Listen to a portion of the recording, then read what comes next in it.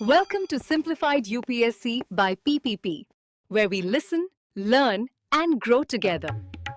Detailed lecture notes in English and Hindi, plus practice questions for prelims and mains, only on our Telegram channel. Link in description. Like and subscribe for more. Welcome back to the deep dive. Today, we're really getting into the weeds, or maybe the lichens, you could say, on a core ecological concept. Ecological succession. That's right. We're looking at the life story of an ecosystem, how it recovers, how it changes over time. Exactly. It's about understanding that predictable sequence, how nature rebuilds itself after disturbance. Crucial stuff. Absolutely crucial. And our mission today is to get really clear on the details, especially the difference between primary and secondary succession. It's fundamental for understanding environmental science properly. No summaries, just the deep dive into the concept. Precisely. We need to know the players, the stages, and, importantly, why the timeline for recovery can vary so much.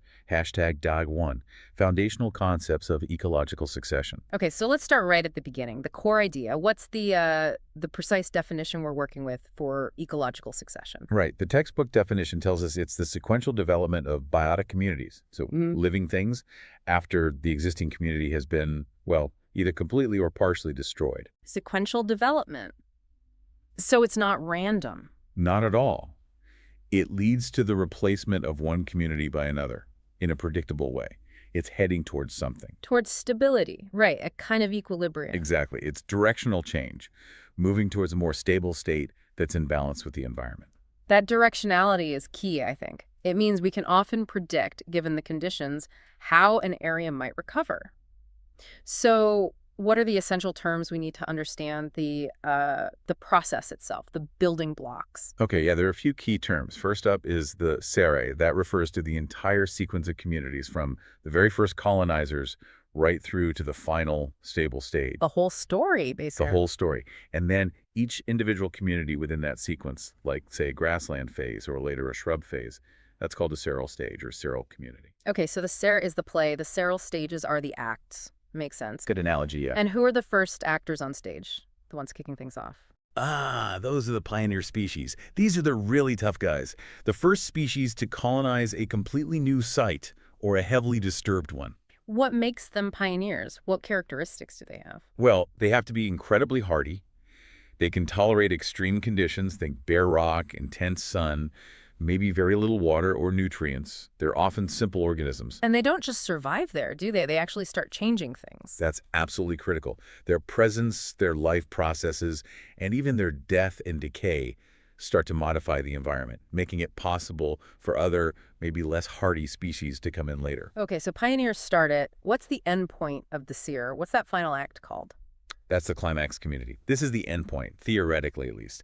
It's a mature, stable community that's pretty much self-perpetuating. Meaning it can reproduce and maintain itself over the long term. Yes, exactly.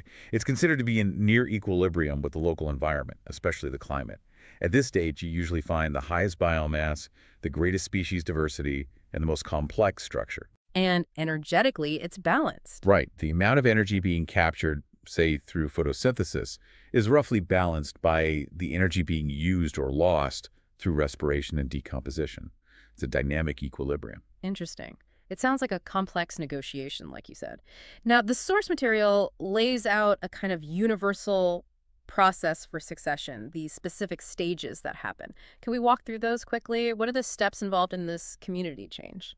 Yeah, there's a general pattern, a sequence of processes. It starts with nudation. Nudation. Sounds like making something bare. That's exactly it. It's the creation of the bare area.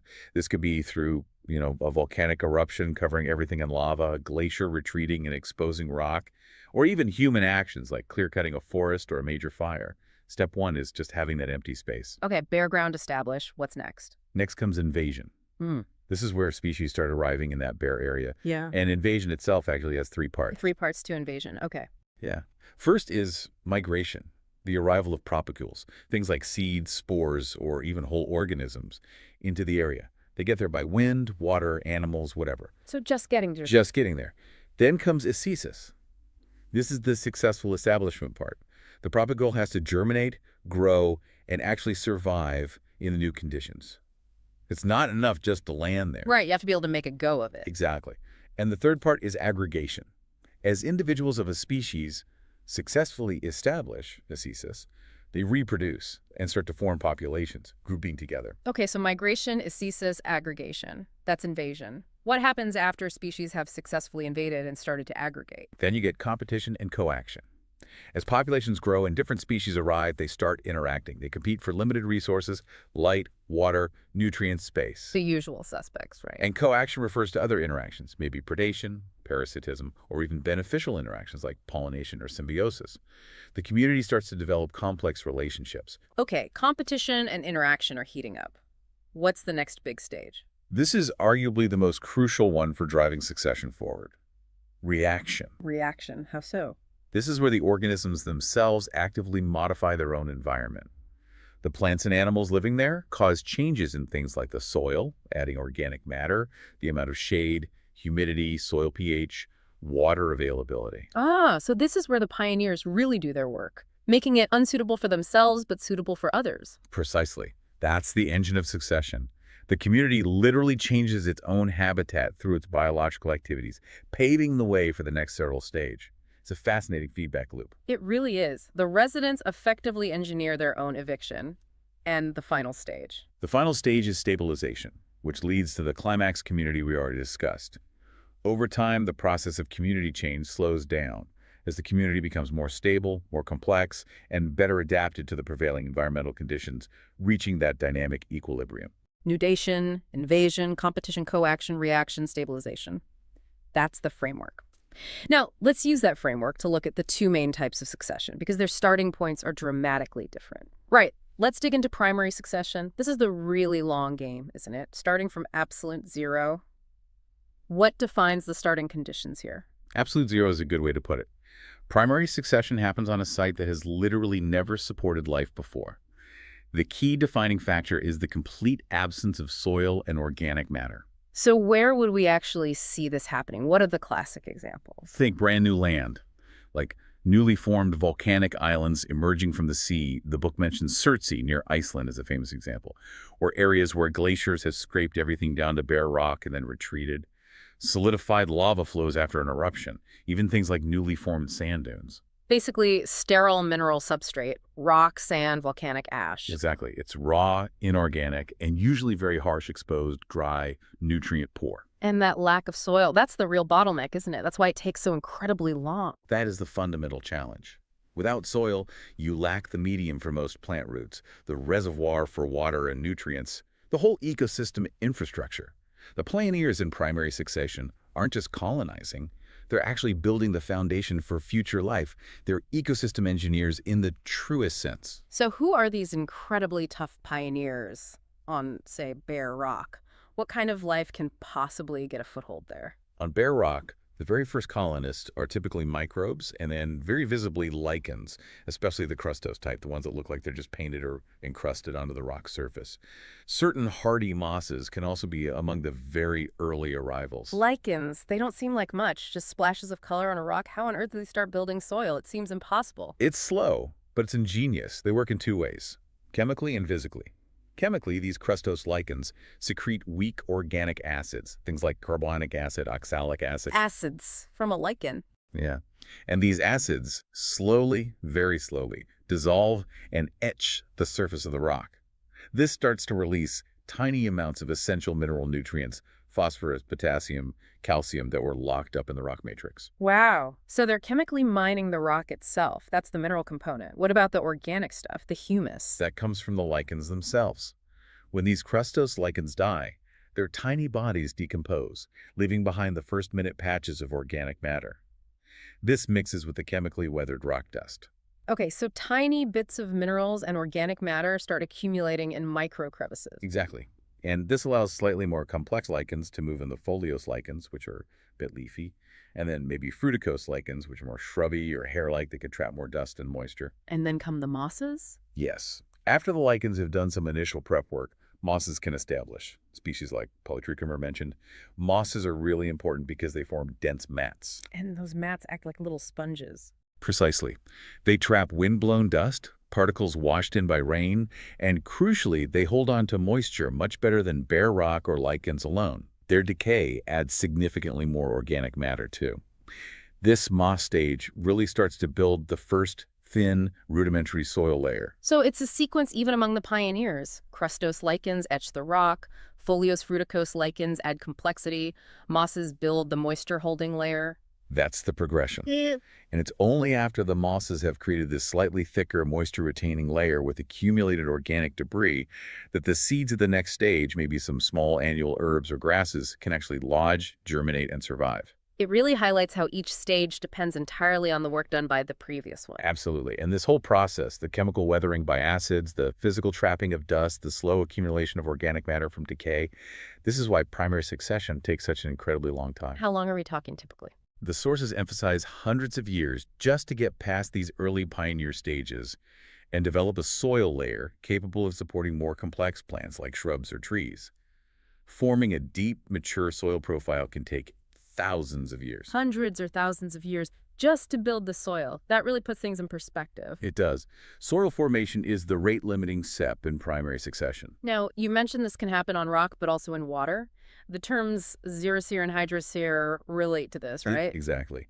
If succession starts in dry conditions, like on bare rock, xeric conditions, the whole sequence is called a xerosere, or xeric succession. Okay, dry start, Xerosere. And if it starts in water, hydrotic conditions, like a newly formed pond or lake, the sequence is called a hydrosere, or hydrotic succession. The endpoint for both, interestingly, is often similar in a given climate, usually some kind of forest or grassland, a mesic, medium moisture condition. But the starting points in early stages are very different. We should probably detail those watery stages later, but the core idea is the same. Pioneers modify the environment, leading to replacement. The fundamental mechanism, nudation, invasion, competition, reaction, stabilization, applies to both. Okay, so that's the long, slow build of primary succession. Now let's shift to the other side of the coin. Secondary succession. This is a comeback story, right? Much faster. Much, much faster, relatively speaking. Secondary succession is what happens when an existing ecosystem, often one that was at or near its climax state, gets disturbed. Disturbed how? What kind of events trigger this? It could be a natural event like a wildfire that burns the vegetation but leaves the soil, a severe flood, a major storm that blows down trees, or even a prolonged drought. Or human causes. Oh, definitely. Human activities are very common triggers. Think about deforestation clear-cutting a forest, or when agricultural land is abandoned, or the effects of heavy overgrazing. These actions remove or drastically alter the existing community. But the key difference from primary succession is what's left behind, right? Absolutely critical difference. In secondary succession, the disturbance destroys or removes much of the existing vegetation, but, and this is the crucial part, the soil is already present and largely intact. So you're not starting from bare rock, you're starting with an established foundation. Exactly. You've developed soil, often with residual organic matter, nutrients, and crucially, a seed bank. The seed bank. Seeds left over from the previous community. Yes, dormant but viable seeds lying in the soil. And often you also have surviving roots, rhizomes, or underground stems that can resprout. Plus, the surrounding areas can quickly provide seeds and spores. So the building blocks for recovery are already there, waiting. That explains the speed difference. Yeah. Let's break down those accelerating factors again. We have the soil structure. Right, the physical structure, the horizons, the texture, the ability to hold water. It's already there. Didn't take centuries to build. Then the seed bank. A reservoir of potential colonists ready to go as soon as conditions allow, like increased sunlight reaching the ground after trees are removed. And you mentioned something else, these underground networks. Yes, mycorrhizal fungi. These symbiotic fungi form vast networks in the soil, connecting to plant roots and helping them absorb water and nutrients, especially phosphorus. Often, these fungal networks survive the disturbance underground. So they provide like an instant biological infrastructure boost for the new plants. Pretty much, yeah. It gives the recolonizing plants a huge advantage compared to pioneers trying to establish on sterile ground in primary succession. All these factors, intact soil, seed bank, surviving roots, fungal networks, dramatically shorten the time needed for recovery. It's not just soil is present, it's a whole living system ready to rebound. Let's walk through a typical example like an abandoned farm field what the book calls old field succession. How does that sequence usually play out? Okay, so imagine a farmer stops cultivating a field. What happens first? Weeds, I guess. Exactly. Stage one is invasion by annual weeds and maybe some pioneer grasses. These are species that thrive in open, sunny, disturbed ground. Many grow from that existing seed bank. Think crabgrass, ragweed, that sort of thing. Fast-growing, produce lots of seeds. How long does that stage last? Not long, maybe a year or two. They're soon joined or replaced by perennial herbs and taller grasses. These species often have better root systems, live longer, and start to build up more organic matter. They might dominate for, say, 5 to maybe 15 years. Okay, so grasses and herbs take over from the initial weeds. What's next? Trees eventually. Yes, but usually not the final climax trees straight away. Stage 3 often involves shrubs and pioneer trees. Seeds might blow in from nearby woods or be carried by birds. Think species like pines, aspens, or birches in some areas, trees that grow relatively quickly in full sun, but aren't necessarily very shade tolerant. So these early trees start shading out the grasses and herbs. Right, they change the light conditions on the ground. This sets the stage for the next phase. Which leads towards the forest. Leads towards it. Stage 4 involves intermediate and eventually climax tree species. As the pioneer trees grow taller and create more shade, conditions become more suitable for shade-tolerant species, often hardwoods like oaks, hickories, maples, or beeches, depending on the region. These grow up underneath the pioneers and eventually, being longer-lived, replace them. And that leads back to a mature forest, similar to what might have been there before farming. Over time, yes.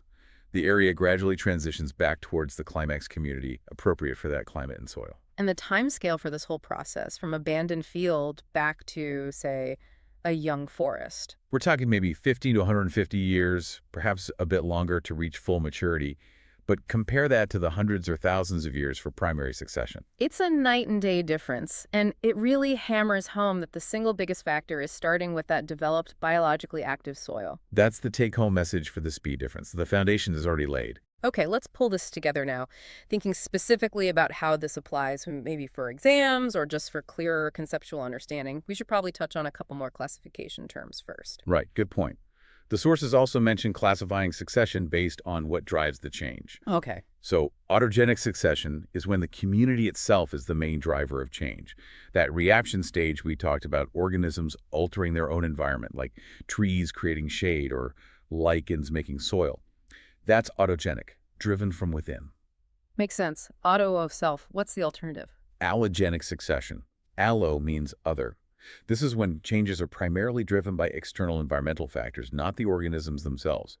Think about gradual climate change altering conditions, or continued human interference like persistent pollution or heavy grazing pressure that prevents the community from reaching its natural climax. Ah, okay. So natural succession is often largely autogenic, but external forces, including us, can impose an allogenic direction on it. Exactly. And one other pair, autotrophic versus heterotrophic succession. Autotrophic.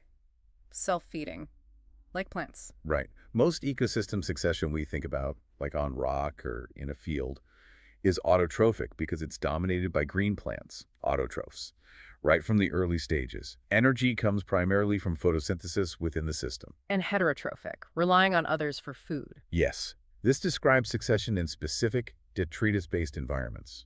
Think about the succession of organisms breaking down a dead log on the forest floor, or decomposition processes in sewage or polluted water.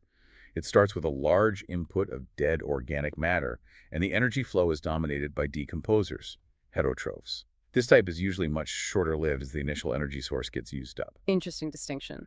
Less common maybe, but important conceptually. Okay, back to the core comparison. Let's crystallize the key difference for primary versus secondary. If you had to pinpoint the absolute core resource constraint that primary succession faces, which secondary largely avoids, what would it be? And link it back to why that difference dictates the speed. Think, maybe, chemically.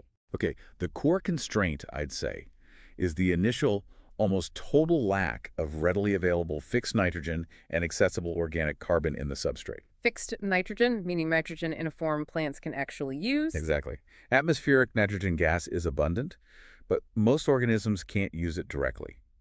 Primary succession on bare rock relies heavily on specialized pioneer organisms, like certain cyanobacteria, often living symbiotically within lichens, that can perform nitrogen fixation, converting atmospheric nitrogen into ammonia or nitrates. This is a slow biological process. And the carbon. Organic carbon, the basis of humus and soil structure, has to be built up almost entirely from scratch through the photosynthesis of pioneers and their subsequent slow decomposition. There's no pre-existing pool of organic matter to kickstart the system. Whereas in secondary succession, In secondary succession, you start with soil, that already contains a significant reservoir of organic matter, humus, providing carbon, and often has established populations of soil microbes, including those involved in the nitrogen cycle, like nitrifying bacteria. Nutrient cycling pathways are already functional, or quickly become so. So it's not just soil, it's the readily available chemical and biological machinery for nutrient cycling that's missing at the start of primary succession. Precisely. Secondary succession effectively bypasses those initial, centuries-long stages of nutrient capital accumulation and biochemical pathway establishment. That's the fundamental reason for the speed difference, chemically speaking. That's a much sharper explanation. Okay, let's pivot to Main's insights. How does understanding ecological succession connect to broader environmental management issues like in GS Paper 3, conservation restoration? It's incredibly relevant. Think about ecosystem restoration projects, efforts like large-scale afforestation programs or wasteland development. What are they fundamentally trying to do? They're trying to rebuild an ecosystem, usually a forest or grassland, on degraded land. Right. And that process is essentially managed or accelerated secondary succession. You can't just jump to the endpoint. Meaning you can't just plant the big climax forest trees on barren land and expect them to thrive. Usually not, no. If the land is heavily degraded, maybe eroded, nutrient poor, you have to follow the successional logic. Restoration ecology uses the principles of succession to plan interventions. So you might start by planting hardy, nitrogen-fixing shrubs or fast-growing grasses, things that act like pioneer or early Seral species in secondary succession? Exactly. You plant species appropriate for the current condition of the site, species that can tolerate the harshness, stabilize the soil, start building up organic matter, and improve nutrient availability. Then, gradually, you can introduce later successional species as conditions improve. So knowing the natural Sere for a region is like having a roadmap for restoration. It absolutely is. It helps set realistic goals and sequences for interventions. You're essentially trying to nudge the system along its natural recovery pathway, but maybe faster or overcoming specific blocks. What about the flip side? The human impacts that cause secondary succession, like deforestation. Well, the fact that secondary succession can happen shows nature's resilience. But it's not a free pass for destructive activities. As the sources implicitly suggest, severe disturbances, especially things like widespread deforestation on slopes, can lead to massive soil erosion. So if the disturbance is bad enough, you don't just reset to an earlier Seral stage, you actually lose the foundation itself. That's the danger. If you lose the topsoil, that vital layer built up over long periods containing the organic matter, nutrients, and seed bank, then recovery becomes vastly more difficult and slower. You might remove the forest, triggering secondary succession, but if the soil washes away, you've pushed the system much further back. Almost towards primary succession conditions, even if it's not bare rock. Effectively, yes. You might create what some call a degraded state or even induced barrenness, where the conditions are so poor that natural recovery stalls or proceeds extremely slowly, far slower than typical secondary succession. You've lost the ecological memory stored in the soil. So understanding succession highlights both nature's ability to recover and the critical importance of preserving the soil resource, which is formed on timescales closer to primary succession. Absolutely. It underscores the need to prevent extreme disturbances in the first place, especially those that lead to irreversible soil loss. Relying on secondary succession to fix everything ignores the potential for long-term degradation if the initial impact is too severe. #tag outro. This has been fascinating, really getting into the mechanics of how ecosystems change and recover. Before we wrap up, let's quickly nail down those key prelims pointers, the absolute must-know facts. Okay, quick review. Ecological succession, sequential replacement of communities over time. Sere, the entire sequence of communities, Seral stage, each individual community in the sequence. Pioneers, first species to colonize, on bare rock, primary. Think lichens, crustose, foliose, mosses, in secondary. Often annual weeds, grasses. Climax Community, the stable, mature endpoint in equilibrium with the environment. Primary succession, starts on bare substrate, no soil. Very slow, hundreds of thousands of years. Key challenge, soil formation. Secondary succession, starts on existing soil after disturbance, much faster, decade century. Key advantage, soil, seed bank, nutrients already present. Hydrosere, hydrarch, succession starting in water, zeros in Xerosere. Succession starting in dry conditions. Common causes of secondary succession: fire, floods, storms, deforestation, abandoned agriculture, overgrazing. Excellent quick summary. Okay, time for that final thought to chew on. We've seen that secondary succession shows nature can bounce back relatively quickly, within human timescales sometimes. But primary succession tells us that creating the very foundation, the soil, is an incredibly slow process, taking centuries or millennia. Right, two very different clocks running. So here's the question. How should we balance this knowledge and policy? Does the potential for relatively rapid secondary recovery justify activities like logging or mining that cause significant disturbance, assuming the soil isn't totally destroyed? Or should the profound lesson of primary succession, the near irreplaceability of mature soil, compel us to impose much stricter limits on any disturbance that risks degrading that foundation, regardless of secondary succession's potential? It's a core tension, isn't it? Yeah. Resilience versus the timescale of formation. Is resilience enough, or is the risk of pushing towards that quasi-primary state by losing soil too great? Something for you to think about when considering conservation versus resource use. We'll leave it there for this deep dive. Thanks for joining us. See you next time. Thanks for watching. Follow us on Telegram and Instagram. Don't forget to like, share, and subscribe.